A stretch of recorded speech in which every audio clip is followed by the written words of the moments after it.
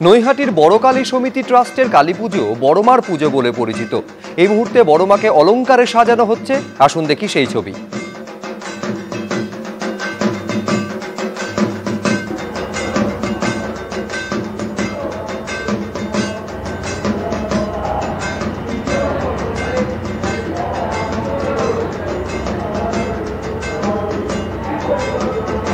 মনস্কামনা পূরণের প্রার্থনা নিয়ে বহু মানুষ, বহু ভক্ত সমবেত হয়েছে নৈহাটির বড়মার কাছে। বড়মাকে এই মুহূর্তে গয়না পরানো হচ্ছে, দেখছেন সেই ছবি।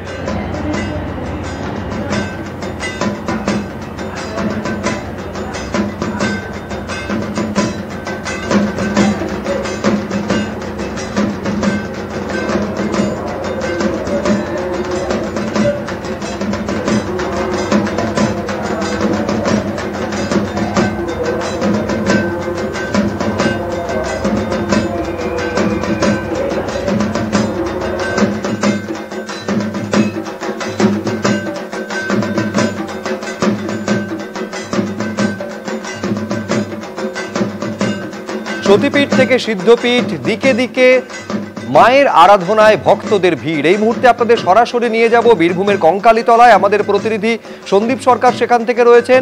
দক্ষিণেশ্বরে মা ভবতারিণীর মন্দিরের সামনে থেকে ঐশী মুখোপাধ্যায় আমাদের সঙ্গে রয়েছেন। শুরুতে এই শক্তিপীঠে কঙ্কালীতলায় আপনাদের নিয়ে যাব, সেখানকার কি রকম ব্যবস্থাপনা এবং বিশেষ করে সন্ধ্যার পর ঠিক কি রীতি এবং উপচার মেনে মায়ের আরাধনা হবে সেটা সন্দীপ আপনাদের সামনে বলবে।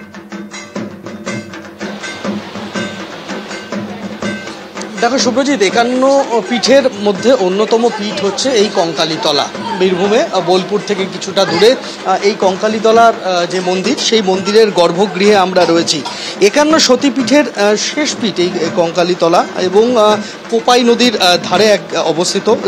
পুরাণ মতে আছে যে দেবীর কাকাল অর্থাৎ তার যে কোমরের অংশ সেটা পড়েছিল এখানে, তারপর থেকেই এই জায়গার নাম পরিচিত হয় কঙ্কালীতলা হিসেবে।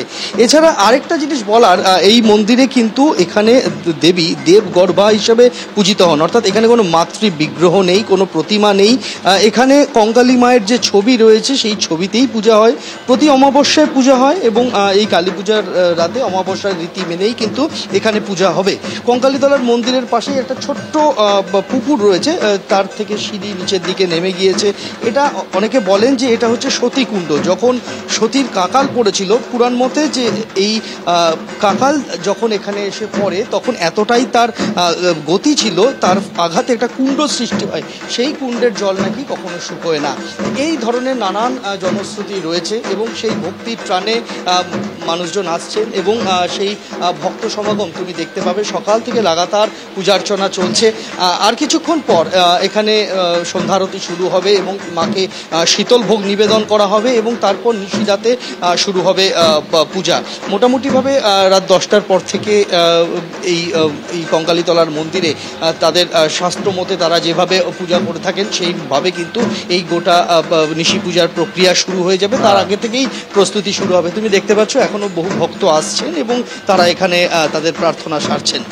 একেবারে বহু ভক্ত যেমন কঙ্কালীতলায় আসছেন, বিভিন্ন জায়গায় আমি নৈহাটি বড়মার ছবি আপনাদের সামনে রাখবো। সেখানে উপচে পড়া ভক্তদের ভিড়, সেখানে মাকে অলংকারে সাজানো হচ্ছে, গয়না পরানো হচ্ছে, সেই ছবি আপনাদের সামনে।